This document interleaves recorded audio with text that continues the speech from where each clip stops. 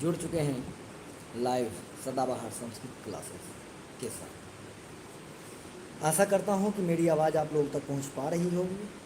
यदि मेरी आवाज़ आप लोगों तक पहुँच पा रही है तो कृपया एक बार कमेंट करके बताने का प्रयास करेंगे, जिससे मैं आगे बढ़ पाऊँ। ठीक है, तो उम्मीद है कि आप लोगों के पास आवाज़ जा रही होगी, ये स्क्रीन वगैरह भी आपको दिख रहे होंगे। तो बिहार बोर्ड 10वीं वर्ग के विद्यार्थियों के लिए आज जो है ट्यूशन द्वितीय भाग का द्वितीय पाठ देखेंगे, जिसका नाम है पाटलिपुत्र वैभवम। क्या? पाटलिपुत्र वैभवम। अब सबसे पहले कहता है कि आज हम लोग जो देखेंगे वो क्या है, पाटलिपुत्र वैभवम। इसके विषय में आपको जानकारी दे दूं कि यदि आप यूट्यूब पर हैं तो यूट्यूब पर देख रहे हैं, यदि अगर आपको गूगल मीट के माध्यम से वर्ग करना है तो भी आप आ सकते हैं, जूम के माध्यम से भी आप वर्ग कर सकते हैं। ठीक है, इसके बाद एक और आपके लिए सूचना है, सदाबहार Sanskrit classes and typing zone. यहाँ पर जो है संस्कृत, हिंदी तथा अंग्रेजी टाइपिंग के लिए आप जो है बात कर सकते हैं, आपकी टाइपिंग कर दी जाएगी। यहाँ नोट्स टाइपिंग किया जाता है। ठीक है, और क्लासेज जो हैं ऑनलाइन भी हैं, ऑफलाइन भी हैं। अगर आप खगौल आसपास से हैं तो संयुक्ता एजुकेशन, जो कि सृष्टि मैरिज हॉल की गली में है, यहाँ आएंगे। यहाँ पर भी जो है संस्कृत क्लासेज होते हैं। ठीक है, अब हम लोग सीधे आते हैं अपना चैप्टर पाटलिपुत्र वैभवम। तो परीक्षा में जो भी लिखना होता है वस्तुनिष्ठ, सबसे अधिक तो आपको वस्तुनिष्ठ मिलेंगे, तो ध्यान से एक एक शब्दों पे गौर कीजिएगा और ध्यान से देखिएगा। सबसे पहले बोला पाटलिपुत्र वैभव, इसमें बिहार की राजधानी पटना के प्राचीन महत्व का निरूपण करने के साथ ऐतिहासिक परंपरा से।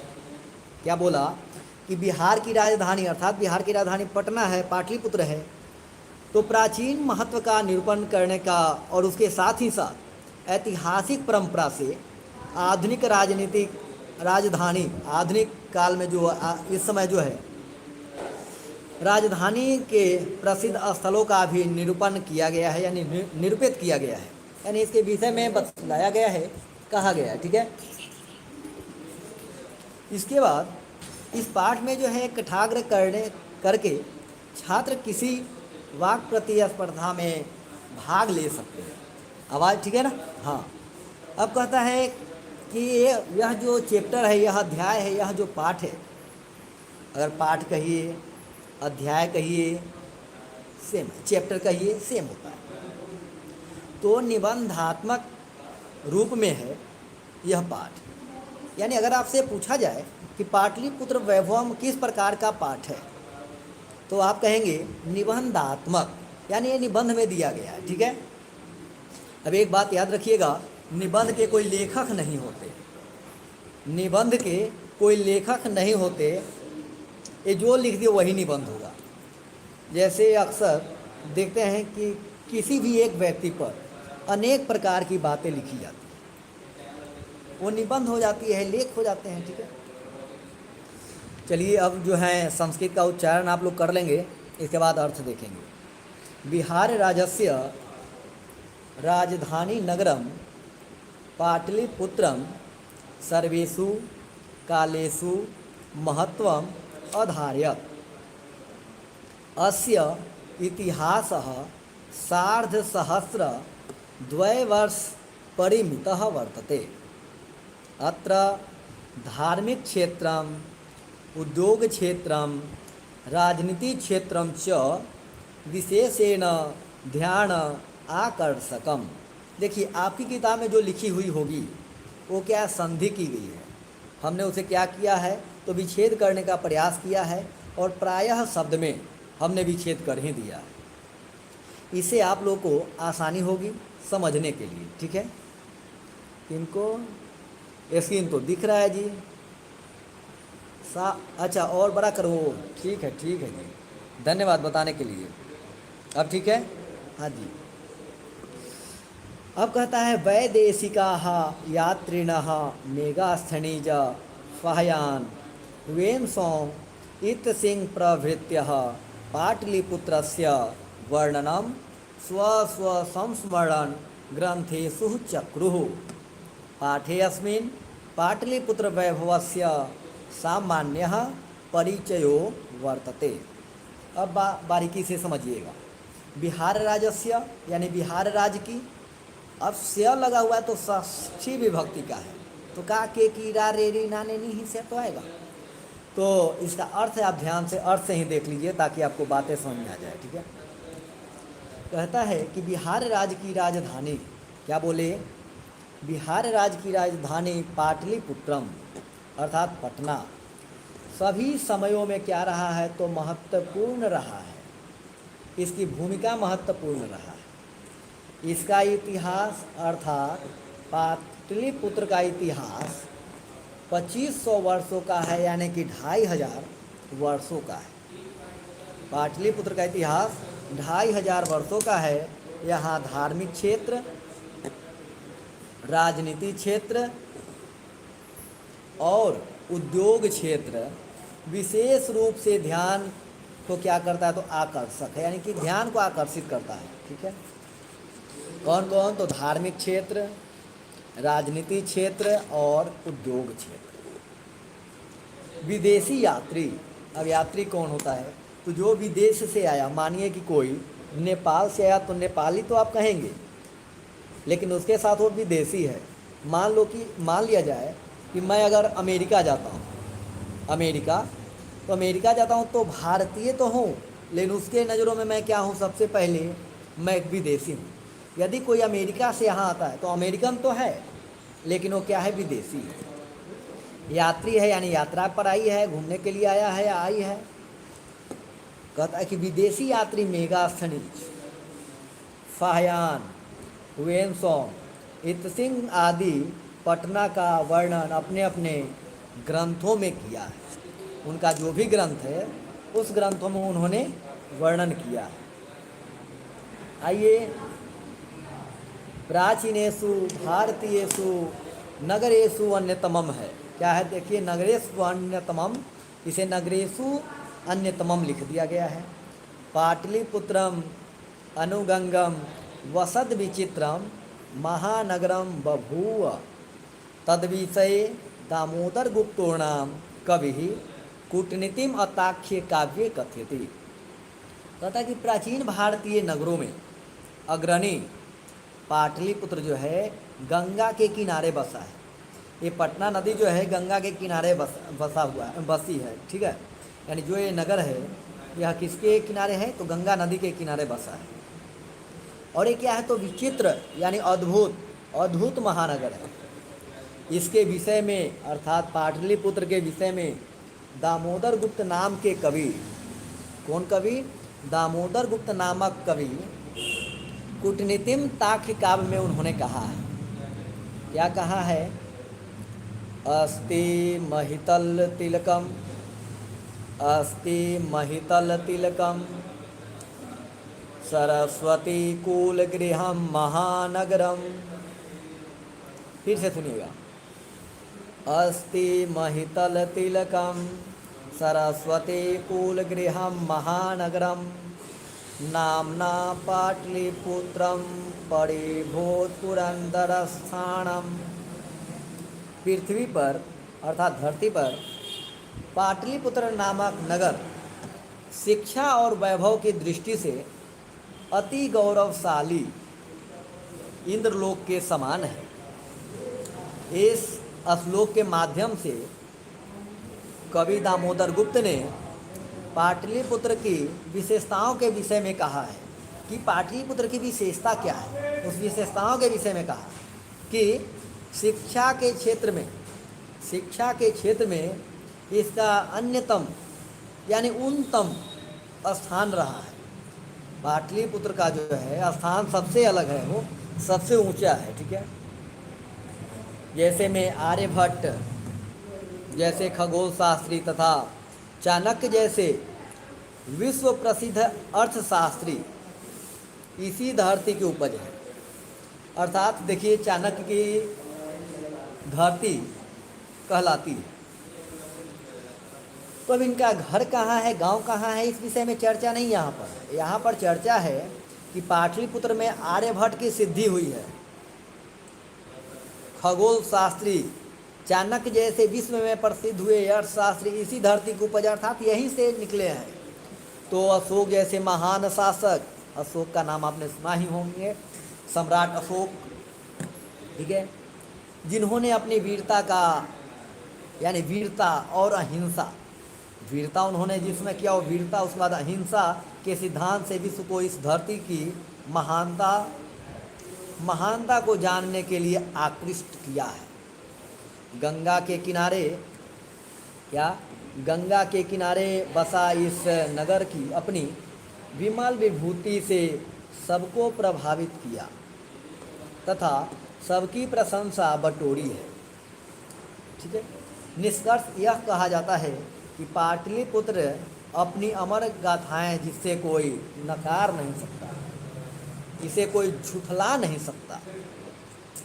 अब इसका एक और मैं संक्षेप में आपको बता दूं कि महितल तिलकम यानी तिलक के समान और शिक्षा का कुल गृह यानी शिक्षा का केंद्र ही बता दिया गया, इंद्रलोक के समान। सारी बातें तो यहाँ से आपको स्पष्ट हो गई। आगे अब चलते हैं। इतिहासे श्रूयते यत् गंगायास् तीरे बोधकाले पाटलीग्रामः स्थितः आसीत् यत्र च भगवान् बुद्धः बहुकृतः समागतः तेन कथितम् आसीत् यद्ग्रामो अयं महानगरं भविष्यति किन्तु कलहस्य अग्निदाहस्य जलपुरस्य च भयात् सर्वदा क्रांतम भविष्यति। कहा गया इतिहासे श्रूयते, इतिहास में सुना जाता है कि भगवान बुद्ध के समय गंगा नदी के तट पर पाटली नामक ग्राम यानी जो आज पाटलिपुत्र है, ये भगवान बुद्ध के समय में इसका नाम था पाटली ग्राम। क्या नाम था? पाटली ग्राम अवस्थित था यानी स्थित था। और भगवान बुद्ध कई बार आए थे। कहाँ? तो पाटली ग्राम में आए थे। ऐसा आप मत कहिएगा कि पटना में भगवान बुद्ध आए थे, पाटलिपुत्र में आए थे। ना ना ना, कहाँ आए थे? तो पाटली ग्राम में आए थे। कहाँ आए थे? पाटली ग्राम में।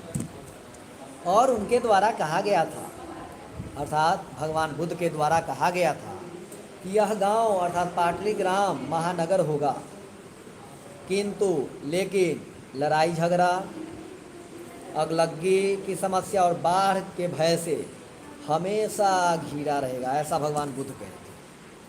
आशा करता हूँ कि आप लोगों को समझ में बातें आ रही होंगी। यदि आ रही है तो आप अपने मित्रों को भी शेयर कर दीजिए ताकि आपके मित्र भी इसका लाभ उठा सकें। आप लोग शेयर कीजिए, मैं भी चेक कर लेता हूँ।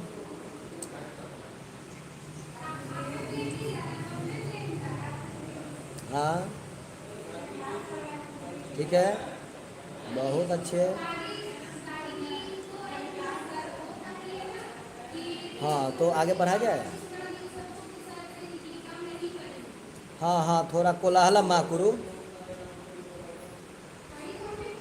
इसके बाद आगे बढ़ेंगे तो आगे है कालांतरेण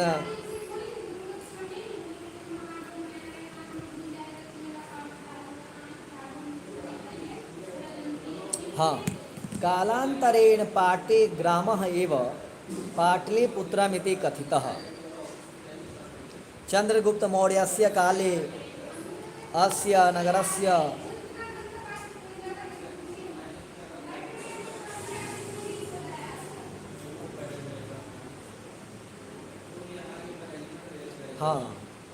तो कालांतरेण पाटलीग्रामः एव पाटलिपुत्रमिति कथितः। चंद्रगुप्त मौर्यस्य काले अस्य नगरस्य शोभारक्षा व्यवस्था च अति उत्कृष्ट आसीदिति यूनान राजदूतः मेगास्नीजः स्वसंस्मरणेषु निरूपयति। अस्य नगरस्य वैभवं प्रियदर्शिनः अशोकस्य समये सूत्रां समृद्धम। कहता है बाद में यही पाटली ग्राम जो है पाटलिपुत्र नगर के रूप में प्रसिद्ध हुआ। चंद्रगुप्त मौर्य के समय इस नगर की शोभा तथा रक्षा व्यवस्था अति उत्तम थी। मतलब बढ़िया थी। उत्तम का मतलब होता है सबसे उत्तम, जिसको सर्वोत्तम कह लेते हैं। तो उत्तम थी का मतलब कि ठीक थी। ठीक है, जिसका वर्णन यूनानी राजदूत मेगास्थनीज ने अपनी आत्मकथा में लिखा है। क्या? इस नगर की संपन्नता अशोक के समय में और अधिक थी। अशोक के समय में इसकी संपन्नता और भी अधिक हो गई थी।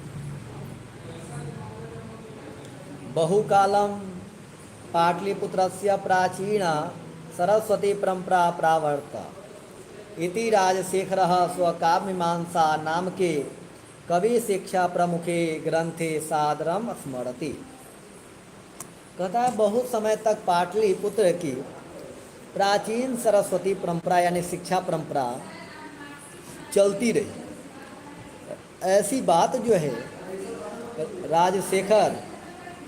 राजशेखर कवि ने अपनी काव्यमीमांसा नामक ग्रंथ में आदरपूर्वक वर्णन करते हैं। किस प्रकार करते हैं? तो आदरपूर्वक उसका वर्णन करते हैं। ठीक है, क्या कहते हैं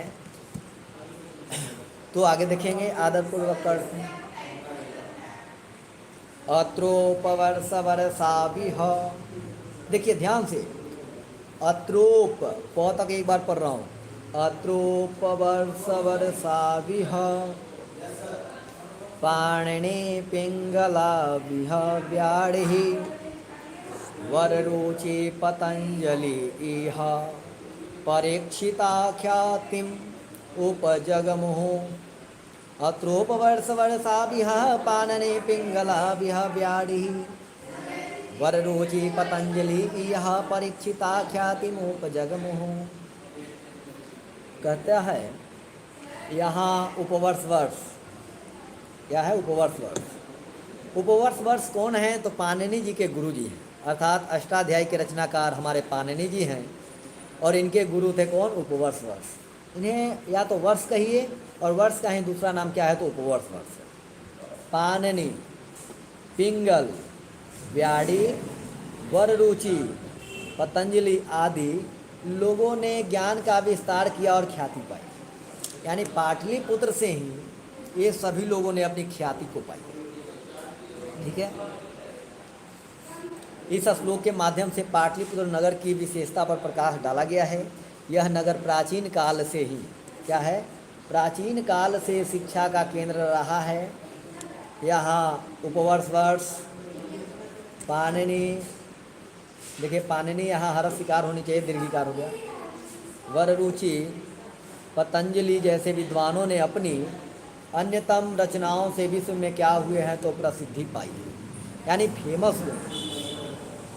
इन्हीं विशेषताओं के कारण मेगास्नीक, वेनसोंग, फाहियान आदि लोगों ने भी बूढ़ी मतलब कह सकते हैं कि एकदम आराम से उनकी क्या की है तो प्रशंसा की है।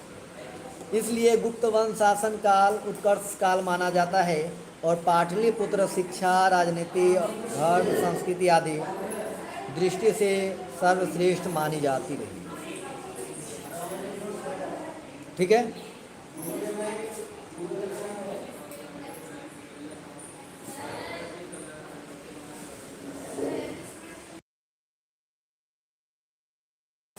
हाँ, तो इसके बाद है कतिपयेषु प्राचीन संस्कृत ग्रंथेषु पुराणादिषु पाटलिपुत्रस्य नामान्तरणं कुसुमपुरम पुष्पपुरम वा प्राप्यते। अनेन ज्ञायते यत् नगरस्य अस्य समीपे पुष्पाणां बहुलम् उत्पादनं भवति स्म। पाटलिपुत्रमिति शब्दोऽपि पाटलपुष्पाणां पुतलिका रचनाम् आश्रित्य प्रचलितः। शरत्काले नगरे अस्मिन् कौमुदी महोत्सवः इति महान् समारोहः गुप्तवंश शासन काले अतीव प्रचलितः। तत्र सर्वे जनाः आनन्दमग्नाः अभूवन्। सम्प्रति दुर्गा पूजा अवसरे तादृश एव समारोह दृश्यते। अब कहता है, इस अर्थ को देखेंगे जरा ध्यान से सुनिएगा। कुछ प्राचीन संस्कृत ग्रंथों, कुछ प्राचीन ग्रंथों तथा पुराणों में, देखिए ग्रंथ का मतलब ही है कि वो प्रायः संस्कृत के ही ग्रंथ होते हैं। कुछ प्राचीन ग्रंथों तथा पुराणों में पाटलिपुत्र का दूसरा नाम, यानी पाटलिपुत्र का अन्य नाम कुशपुर या कुसुमपुर भी देखने को मिलता है। ग्रंथों से, पुराणों से पता चलता है कि पाटलिपुत्र का दूसरा नाम क्या है, तो कुशपुर और क्या है, कुसुमपुर भी प्राप्त होता है। एक क्षण,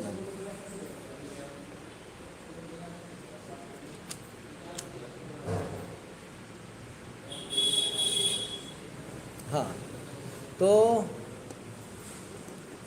अब कहता है कि देखने को मिलता है, इससे पता चलता है कि नगर के समीप फूलों का भी उत्पादन अधिक होता है।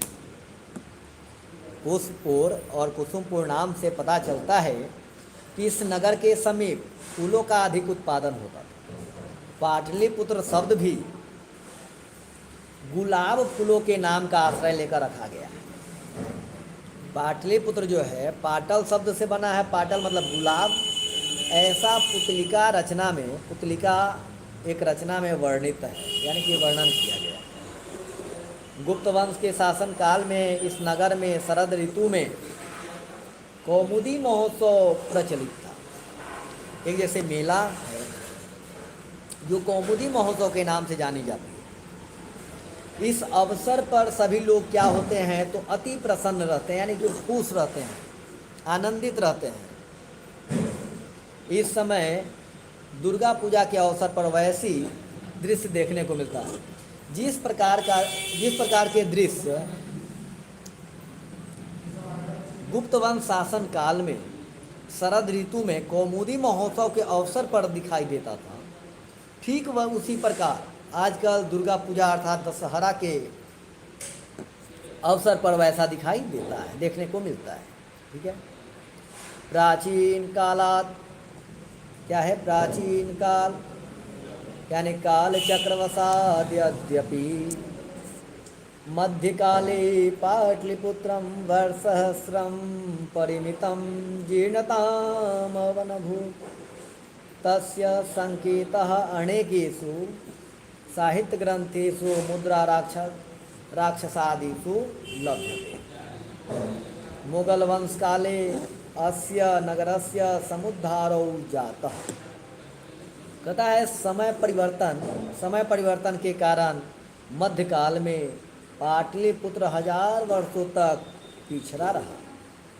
इसकी जानकारी अनेक साहित्य ग्रंथों एवं मुद्रा राक्षस नाटक में मिलती है। मुगल शासन काल में इस नगर का विकास हुआ।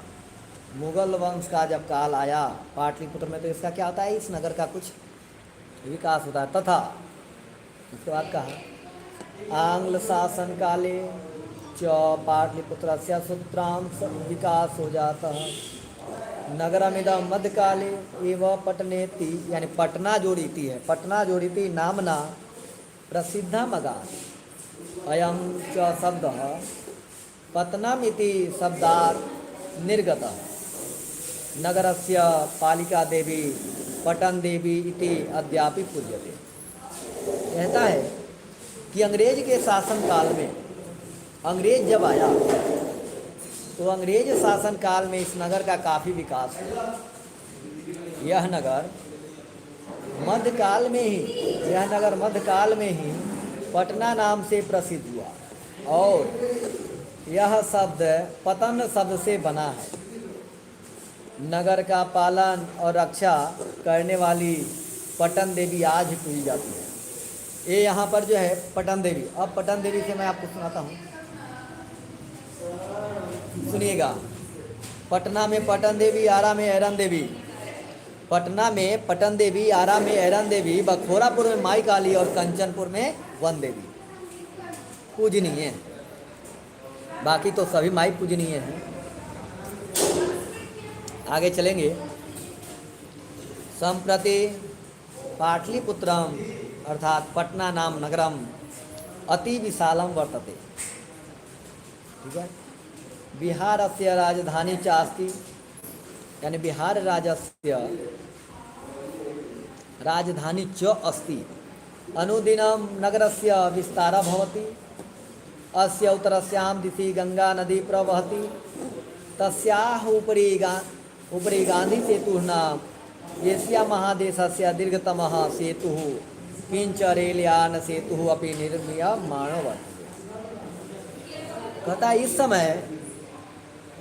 इस समय पाटलिपुत्र अर्थात पटना नामक नगर अति विशाल और राज्य की राजधानी भी है, अर्थात बिहार की राजधानी भी है। आए दिन इसका विस्तार हो रहा है। अब देखिए विस्तार और विकास में क्या अंतर है। तो पटना में एम्स का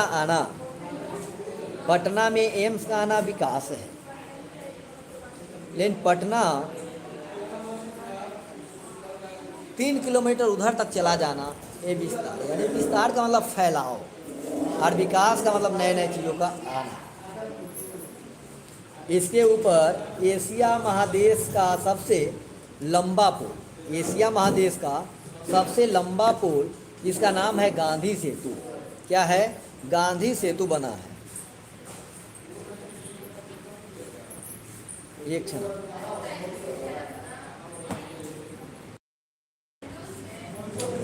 हाँ तो क्या है, और रेल पुल यानी रेल का जो पुल है उसका निर्माण कार्य हो रहा है। ठीक है, आगे चलेंगे। यहाँ तक स्पष्ट है सभी का? यहाँ तक सभी लोगों का स्पष्ट है? कमेंट करेंगे।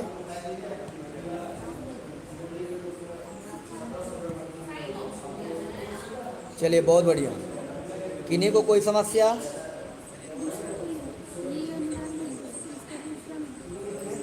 आगे बढ़ें? चलिए बहुत बढ़िया।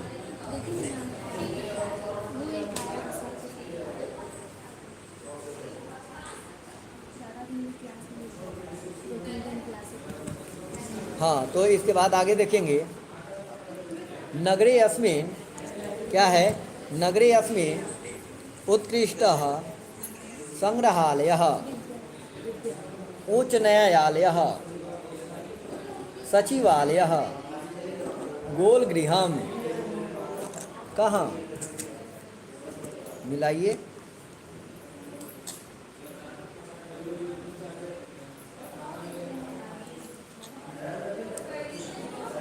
अच्छा उसे क्या बोलेंगे, नहीं देख पाया, फिर से बोलिए, फिर से टाइपिंग करें ना आप।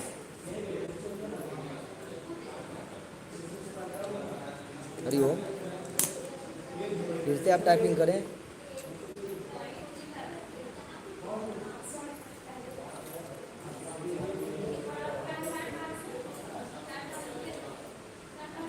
देख लेता हूँ।